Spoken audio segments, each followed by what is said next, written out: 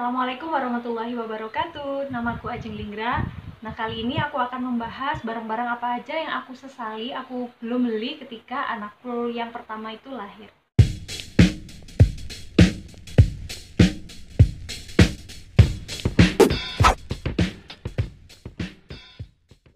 Yang pertama adalah good breast pump. Nah, jadi awalnya ketika aku hamil itu aku nggak langsung beli breast pump karena aku pikir kan bayinya akan langsung menyusu di aku gitu. Jadi aku pikir nggak bakalan berguna itu yang namanya breast pump. Jadi aku nggak beli. Apalagi breast pump kan harganya lumayan. Akhirnya aku nggak beli.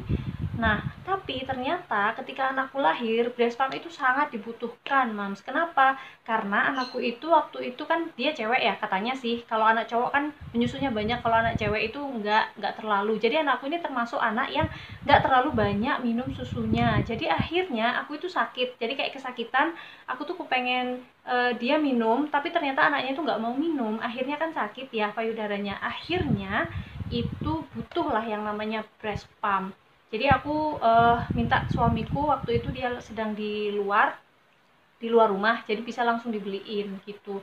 Soalnya kalau misalnya beli di toko bayi kan lebih mahal harganya daripada kalau misalnya kita beli di toko online gitu. Jadi sayang, mendingan disiapin sejak dari belum lahir. Nah, selain breast pump, perintilan-perintilan pejuang ASI juga harus dibeli langsung deh, kayaknya misalnya nipple cream. Nah, nipple cream itu juga penting menurutku, Mams, karena uh, lidahnya newborn itu benar-benar sakit.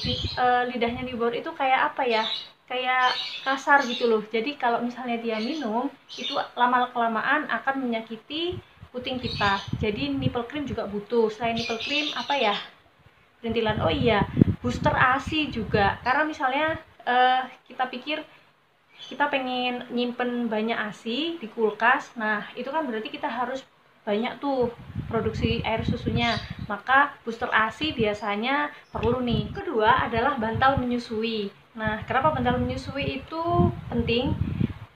Ketika aku lihat-lihat di YouTube itu kan ada pembahasan apa yang penting apa yang nggak penting. Nah, beberapa YouTuber itu bilang kalau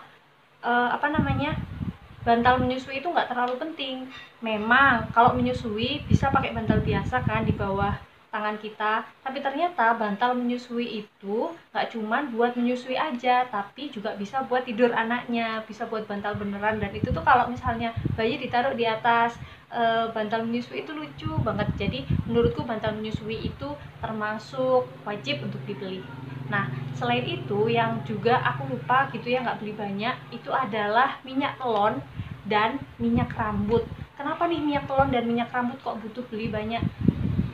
Nah, karena kalau misalnya orang kan biasanya banyak yang ngasih gift yang ada apa, bedak, terus apa ya, teman-temannya itu krim bayi, sabun gitu-gitu.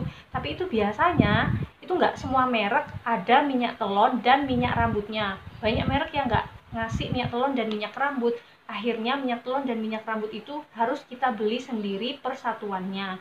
Dan terutama minyak telon itu cepet banget habisnya. Makanya sebelum melahirkan beli minyak telon dan minyak rambut yang banyak atau yang besar. Selanjutnya adalah baby bouncer. Nah, baby bouncer ini kan kelihatannya kayak nggak penting ya. Aku pikirnya kenapa kok aku nggak mau beli baby bouncer ketika aku masih hamil, karena menurutku itu nggak penting, ngapain gitu anak kecil ditaruh, kan posisinya dia lumayan agak duduk gitu ya. Jadi aku nggak suka.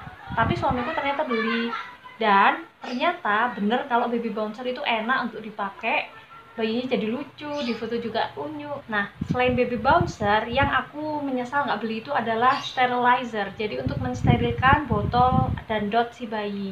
Waktu itu aku pikir ya udahlah, direbus aja kan bisa, nggak usah beli sterilizer. Tapi ternyata kan setelah direbus kita kan masih perlu untuk mengeringkan, terus masukin ke tempat yang kira-kira itu bersih, dan penyimpanannya itu juga harus kita rawat juga kalau misalnya sudah keluar dari rebusannya itu tadi. Dan itu tuh nggak senyaman kalau kita langsung pakai sterilizernya. Kalau sterilizer kan di situ kita sterilkan, habis itu kalau udah selesai ya udah, si dotnya tetap di situ, jadi aman, dia akan tetap steril gitu. Tapi kalau misalnya kita rebus kan nanti setelah direbus kita keluarkan lagi tuh biasanya di tempat yang lain, jadi akhirnya dia bisa kena bakteri lagi ketika sudah kita taruh di luar rebusan. Dan lagi yang menurutku harus beli lebih banyak adalah pembalut ya teman-teman. Kan ketika kita mau melahirkan kan biasanya beli pembalut khusus untuk ibu yang nifas kan ya. Nah, tapi kan aku belinya tuh cuma dua gitu, cuma dua apa namanya, cuma dua pak. Nah itu tuh kan ya jelas kurang kan, nifasnya kan selama aku itu lebih dari 3 bulan loh teman-teman nifasnya, jadi itu panjang banget. Jadi butuh yang namanya pembalut nifas yang lebih banyak daripada yang aku beli. Aku cuma beli dua soalnya itu jelas kurang. Nah yang terakhir adalah menurutku perlu untuk membeli kaos kaki bayi. Itu aku nggak, kenapa ya kok nggak kepikiran beli kaos kaki bayi, karena biasanya kan beli kaos tangan itu kan langsung ada kaos kakinya, kaos tangan dan kaos kaki bayi. Tapi kaos kaki bayi yang dari apa namanya, dari cotton itu apa ya, dari kain, bukan dari bahan kaos kaki. Nah gitu, nah itu tuh biasanya kan dia kaos kaki dan kaos tangan itu akan banyak yang hilang-hilang, akhirnya kaki jadi tangan, tangan jadi kaki gitu. Nah mending yang di kaki itu adalah bener-bener kaos kaki bayi, kaos kaki bayi yang kecil, yang unyu-unyu, yang enak, yang lembut gitu. Nah itu sip tuh. Kalau misalnya yang dari kain itu kan dipakainya cuma sebentar juga, jadi nggak apa-apa beli kaos kaki yang bener-bener kaos kaki bayi. Itu aja barang-barang yang aku sesali karena aku tidak beli, atau aku beli yang cuma sedikit sekali yang akhirnya kurang dan akhirnya harus beli lagi setelah melahirkan. Oke, terima kasih sudah nonton video ini. Jangan lupa like, subscribe, dan komen. Terima kasih. Wassalamualaikum warahmatullahi wabarakatuh.